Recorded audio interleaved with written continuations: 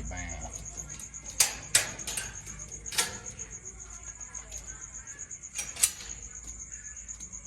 đây anh ấy hộp bông anh ấy chặt năm hộp bông sẽ làm chạm cua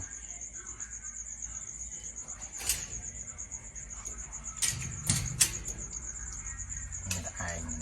thì coi bên này là hiền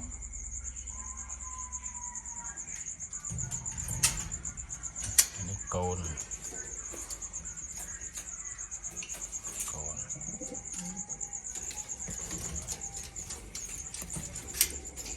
anh ấy chặt ao hộp cu đây này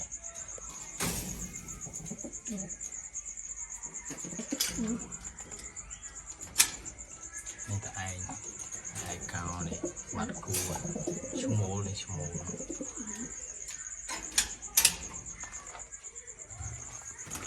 con này cu tiệt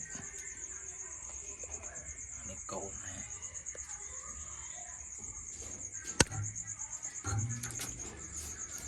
này cu này câu tầm ăn biệt tất này